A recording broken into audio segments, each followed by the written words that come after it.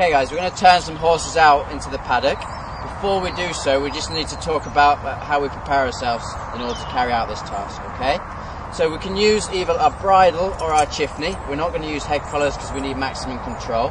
With our bridle, what I've done already is I've took our martingale off. Okay, we don't need that. When we apply the bridle to the horse, we can put it on like normal, but the nose band is just going to be loose around his nose. We're not going to tighten it because it needs to fall off easily when we let him go.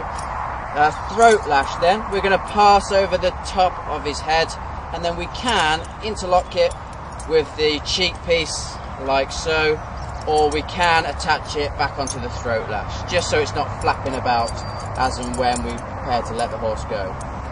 Make sure that your reins always stay this side, they don't go over the horse's neck, because you're going to lead him in. You're going to have your skull caps on with your chin straps done up for safety, and then we're going to walk them out into the paddock. When we get out there, you're going to have someone who's going to be running with the gates, going to secure the gates and open it as and when needed. And when we get in there, we're going to, let's say we're turning more than one horse out, we're going to turn them in, go in, turn them into towards the fence, leaving about a horse gap, okay, from you where you stood with the horse and the fence. So therefore, if the horse jumps forward, you can get out of the way. So when releasing the horses, the commandment I'm going to give you is 1, 2, and on 3 is when we're going to release it. Okay, so we take our bridle off and stand away. Once the horses have moved away, then we must get out of the paddock as soon as possible underneath the fencing, and make sure obviously the person has secured the gate before we let the horses go. Okay, obviously when we're doing this exercise, health and safety is a major issue. Okay, we need to be careful of the horse, that we don't get kicked or bitten, and be careful of him getting loose with some kind of equipment on. Okay guys, we're going to get the horses in from the paddock now. Okay, so we need to remember about safety. We need someone to operate the gate and not allowing any of the other horses out. We're just going to collect one horse from a bunch of horses out there.